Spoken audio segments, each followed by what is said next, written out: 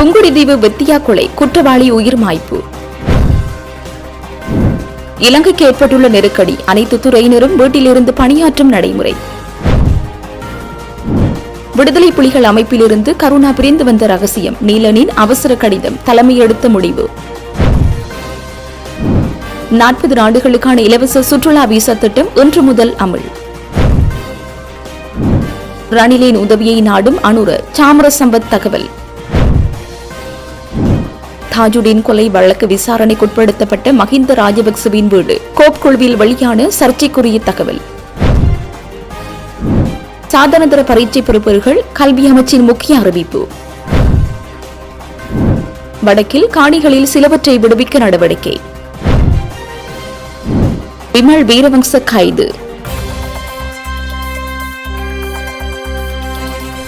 இப்பொழுதேனும் நாட்டினை பொறுப்பேற்க தான் தயாராக இருப்பதாகவும் நிலவும் பொருளாதார நெருக்கடியை தீர்ப்பதற்கு தேவையான வேலை திட்டம் தன்னிடம் இருப்பதாகவும் சர்வஜன அதிகாரம் கட்சியின் தலைவரும் பாராளுமன்ற உறுப்பினருமான திலித் ஜெயவீர தெரிவித்துள்ளார். ஆஸ்திரேலியாவின் மெல்போர்ன் நகரில் வசிக்கும் இலங்கை சமூகத்தினருடன் நடத்திய விசேட சந்திப்பொன்றில் கலந்து கொண்ட போது இவர் இவ்வாறு குறிப்பிட்டுள்ளார். ஸ்ரீலங்கா மிங்கல் வித் டிலித் எனும் விசேட சந்திப்பு ஆஸ்திரேலியாவின் மெல்போர்ன் நகரில் உள்ள அக்கேசியா கேம்பஸ் தியேட்டர் மண்டபத்தில் இந்த நிகழ்வு ஆரம்பமானது. அங்கு எழுப்பப்பட்ட கேள்வி ஒன்றுக்கு பதிலளித்த போதே திலித் ஜெயவீர மேற்கண்டவாறு தெரிவித்தார். கேள்வி: ஜனாதிபதியாகும் சந்தர்ப்பம் உங்களுக்கு கிடைத்தால் 2029 வரை காத்திருக்காமல் உங்களுக்கு ஜனாதிபதி பதவி தற்போது வழங்கப்பட்டால் இந்த நாட்களில் நிலவும் பொருளாதார நெருக்கடியை நீங்கள் எவ்வாறு கையாள்வீர்கள்? பதில்: வேலை திட்டம் இல்லாமல் பணியை பொறுப்பேற்க முடியாது. ஆனால் இப்போது நமக்கு வழங்கப்பட்டால் இப்போதே செய்வோம், இன்று தந்தால் இன்றே செய்து காட்டுவோம். எந்த ஒரு சிக்கலான பிரச்சனையினதும் ஆரம்ப புள்ளிக்கு சென்றால் அது மிகவும் எளிமையானது. இப்போது இருக்கும் பிரச்சனை டாலரின் மீது ஏற்படும் அழுத்தமே முதன்மையானது.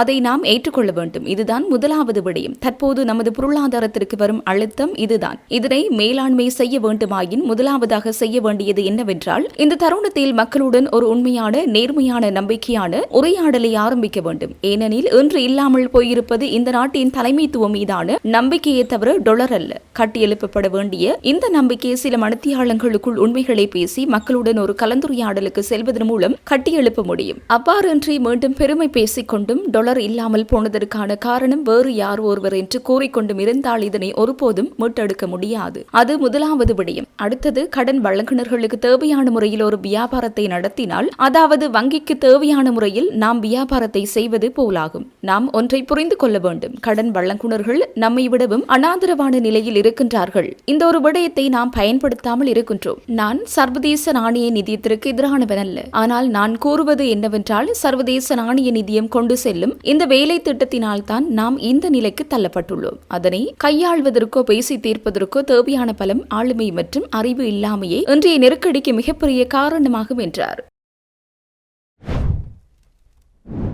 இலங்கையில் வீட்டில் இருந்து வேலை செய்யும் நடைமுறை மீண்டும் அமல்படுத்தப்பட உள்ளதாக தகவல் வெளியாகியுள்ளது. இது தொடர்பில் அரசாங்கம் ஆலோசனை நடத்தி வருவதாக பத்திரிகை ஒன்று செய்தி வெளியிட்டுள்ளது. எரிபொருள் விலை அதிகரித்து வரும் நிலையில் அரசாங்கம் இது தொடர்பில் ஆராய்ந்து வருவதாக தெரிய வந்துள்ளது. அதற்கமைய வெகு விரைவில் இந்த நடைமுறை அமலுக்கு வரும் என அரசாங்கம் எதிர்பார்ப்பதாக பத்திரிகை செய்தியில் குறிப்பிடப்பட்டுள்ளது. எரிபொருளுக்காக மாதத்திற்கு 500 மில்லியன் அமெரிக்க டாலர் செலவிட நேரிடுவதாக சுட்டிக்காட்டப்பட்டுள்ளது. ஏற்கனவே இலங்கையில் பொருளாதார நெருக்கடி ஏற்பட்ட காலப்பகுதி முதல் தற்போது வரையில் பல மில்லியன் டாலர் எரிபொருளுக்காக செலவிடப்பட்டுள்ளது. உலகளாவிய ரீதியில் இந்த நெருக்கடி நிலை ஏற்பட்டுள்ளதுடன் பல நாடுகளில் வீட்டில் இருந்து பணியாற்றும் செயற்பாடு நடைமுறைக்கு வந்துள்ளமை குறிப்பிடத்தக்கது. விடுதலை புலிகள் அமைப்பிலிருந்து கருணா பிரிந்ததை தொடர்ந்து பலதரப்பட்ட விமர்சனங்கள் முன்வைக்கப்பட்டன. கருணா ஒரு நல்ல தளபதி, அவரை வன்னி தலைமைகள் ஓரங்கட்டி விட்டன என்றெல்லாம் கூறப்பட்டது. தற்போது வரையும் பேசப்படுகின்றது. ஆணையிரவு வெற்றியின் பின்னர் அவருக்கு மரியாதை சரியாக கொடுக்கப்படவில்லை என்றும் கூறப்பட்டது. அதனைத் தொடர்ந்து அந்த அமைப்பிலிருந்து வெளியேற வேண்டும் என்கின்ற திட்டம் கருணாவிடம் மெல்ல மெல்ல துளிர்விட தொடங்கியதாக கூறப்படுகின்றது. இந்த விடயங்கள் தொடர்பில் தேசிய தலைமையிடம் கூறப்பட்ட போதும் தனக்கும் கருணாவுக்கும் இடையில் நல்லுறவை சீர்குலைக்க ஜாரோ செய்கின்ற சதி வேலை தேசிய தலைமை கடந்து சென்றுள்ளது. அதனைத் தொடர்ந்து கருணாவுடன் இருந்த போராளிகள் தொடர்ந்து அரசியல்மயப்படுத்தப்படுகின்ற வேலைகள் இடம்பெறுகின்றன. பின்னர் புலனாய்வு பிரிவும் இரண்டாக பிளக்கப்பட்டுள்ளது. பொட்டமான் கீழ் இருந்தவர்கள் கருணாவுடன் செல்கின்றனர். இவ்வாறான பல விடயங்கள் 2003ஆம் ஆண்டு ஜனவரியில் இடம்பெறுகின்றது. அப்போது இது தொடர்பான பூரணமான அறிக்கை மட்டக்களப்பு மாவட்ட புலனாய்வு துறைக்கு பொறுப்பாக இருந்த நீலனால் வன்னிக்கு அனுப்பப்பட்டுள்ளது. இலங்கைக்கு சுற்றுலா நோக்கில் வருகை தரும் 40 நாடுகளைச் சேர்ந்தவர்களுக்கு இலவச விசா வழங்கும் புதிய நடைமுறை இன்று முதல் அமுல்படுத்தப்பட்டுள்ளதாக குடிவரவு மற்றும் குடியகல்வு திணைக்களம் அறிவித்துள்ளது. அமைச்சரவை அனுமதி மற்றும் பாராளுமன்ற ஒப்புதலுக்கு அமைவாக அமலுக்கு வந்துள்ள இந்த திட்டத்தின் கீழ் தகுதியுடைய வெளிநாட்டு பிரஜைகள் 30 நாட்கள் செல்லுபடியாகும் இரட்டை நுழைவு அனுமதியுடன் கூடிய இலவச லத்திரனியல் பயண அங்கீகாரத்தை பெற முடியும் என குடிவரவு மற்றும் குடியகல்வு கட்டுப்பாட்டாளர் நாயகம் தெரிவித்துள்ளார். இந்த திட்டம் ஆஸ்திரேலியா, இந்தியா, சீனா, அமெரிக்கா, ஐக்கிய ராஜ்யம் உள்ளிட்ட 40 நாடுகளின் பிரஜைகளுக்கு வழங்கப்பட்டுள்ளதுடன் மாலைதீவுகள், சீஷெல்ஸ் மற்றும் சிங்கப்பூர் நாட்டினரும் தொடர்ந்து கட்டணமின்றி ETA பெற உள்ளனர். ஆரம்ப 30 நாள் காலத்தை தாண்டி இலங்கையில் தங்க விரும்புவோர் உரிய கட்டணத்தை செலுத்தி விசா நீட்டிப்புக்கு விண்ணப்பிக்கலாம் எனவும் அறிவிக்கப்பட்டுள்ளது. முன்னாள் ஜனாதிபதி ரணில் விக்ரமசிங்க உள்ளிட்ட சிலரின் உதவியை தற்போதைய ஜனாதிபதி அனுரகுமார திசநாயக்க நாடியுள்ளதாக எதிர்க்கட்சி நாடாளுமன்ற உறுப்பினர் சாமரசம்ப தசநாயக்க தெரிவித்துள்ளார். நாட்டின் வீழ்ச்சியடைந்து வரும் பொருளாதாரத்தை ஸ்திரப்படுத்துவதற்காக இவ்வாறு உதவி கோரப்பட்டுள்ளதாக தெரிவித்துள்ளார். கூட்டு எதிர்க்கட்சியினரால் ஏற்பாடு செய்யப்பட்டிருந்த கூட்டம் ஒன்றில் கலந்து கொண்டு உரையாற்றிய போது அவர் இந்த தகவலை வெளியிட்டார். கடந்த சில வாரங்களாக திரைமறைவில் இடம்பெற்று வரும் அரசியல் நகர்வுகள் குறித்து தனக்கு தகவல்கள் கிடைக்கப்பெற்றதாக தெரிவித்துள்ளார். பொருளாதாரத்தை ஓரளவாவது நிலை நிறுத்துவதற்காக முன்னாள் ஜனாதிபதி ரணில் விக்ரமசிங்க, ஐக்கிய மக்கள் சக்தியின் நாடாளுமன்ற உறுப்பினர் ஹர்சடி சில்வா மற்றும் அமெரிக்காவுக்கான இலங்கை தூதுவர் மஹிந்த சமரசிங்க ஆகியோரின் உதவிகளை ஜனாதிபதி அனுரகுமார திசநாயக்க நாடியுள்ளதாக எங்களுக்கு தெரிய வந்துள்ளதாக குறிப்பிட்டுள்ளார். மேலும் ஹர்சடி சில்வா அரசாங்கத்துடன் இணைவாரா என்பது தனக்கு தெரியாது எனவும் அவர் திறமையான ஒரு பொருளாதார நிபுணர் எனவும் தெரிவித்துள்ளார். மூழ்கிக் கொண்டிருக்கும் இந்த அரசாங்கத்திற்கு எதிர்க்கட்சியில் உள்ளவரும் இந்த நேரத்தில் ஆதரவளிக்க கூடாது என அவர் கோரிக்கை விடுத்துள்ளார். இலங்கை ரூபாயின் வீழ்ச்சி மற்றும் எரிவாயு தட்டுப்பாடு குறித்து இந்த வருட தொடக்கத்திலேயே தான் கணித்து கூறியது தற்போது உண்மையாகியுள்ளது என்று அவர் சுட்டிக்காட்டியுள்ளார். வெளிநாடுகளில் வாழும் இலங்கையர்களை டாலர்களை நாட்டுக்கு அனுப்புமாறு அரசாங்கம் கோரியுள்ளதாகவும், ஆனால் தற்போதைய அரசாங்கத்தின் செயற்பாடுகளை நன்கு அறிந்துள்ளதால் அவர்கள் டாலர்களை அனுப்பப் போவதில்லை என சாமரசம்ப தசநாயக்க மேலும் தெரிவித்துள்ளார்.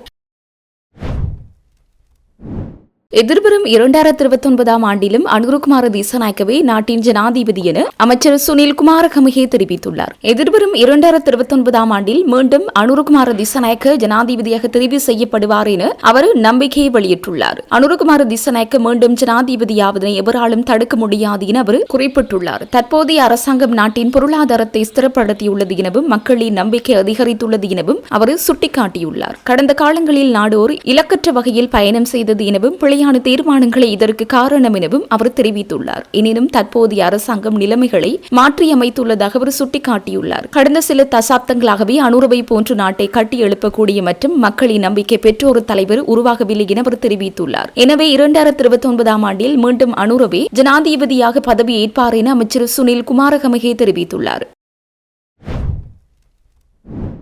பிரபல ரக்பி வீரர் வசீம் தாஜுடீன் கொலை சம்பவம் தொடர்பில் விசாரணைக்குட்படுத்தப்பட்ட முன்னாள் ஜனாதிபதி மஹிந்த ராஜபக்சவுக்கு சொந்தமான இல்லம் ஒன்று குறித்து பொது நிறுவனங்கள் பற்றிய நாடாளுமன்ற குழுவில் சர்ச்சைக்குரிய மற்றும் அதிரடி தகவல்கள் சில வெளியாகியுள்ளன. குறித்த வீடு கொழும்பு மாத்தா பாதையில் உள்ள தொடர்மாடி குடியிருப்பில் அமைந்துள்ளது. தேசிய வீடமைப்பு அபிவிருத்தி அதிகார சபையின் கொழும்பு தெற்கு பகுதியில் அமைந்துள்ள தொடர்மாடி குடியிருப்பில் 1999 ஆண்டு அன்று அமைச்சராக இருந்த மஹிந்த ராஜபக்சவின் பேரில் இந்த வீடு கொள்வனவு செய்யப்பட்டுள்ளது. வீட்டுக்காக வழங்கப்படும் கார்டில் மஹிந்த ராஜபக்ச என பெயர் குறிப்பிடப்பட்டு அன்றைய பெறுமதியாக 45 லட்சம் ரூபாய் குறிப்பிடப்பட்டுள்ளது. ஆனால் பணம் செலுத்தியதற்கான வித ரசீதுகளும் இணைக்கப்படவில்லை என கோப் குழுவில் தெரிவிக்கப்பட்டது. ஆனால் இன்றைய நிலையில் குறித்த வீட்டுக்கான ஆவணங்கள் தேசிய வீடமைப்பு அபிவிருத்தி அதிகார சபையின் தென்பகுதி அலுவலகத்தில் காணாமல் போயுள்ளதாகவும் தெரிவிக்கப்பட்டது. இது தொடர்பில் விசாரணைகளை நடத்தி குறித்த ஆவணங்கள் எப்படி காணாமல் போனது மற்றும் அது தொடர்பான தகவல்களை தேடி பார்க்குமாறு கோப் குழு அதிகார சபைக்கு அறிவுறுத்தியுள்ளது.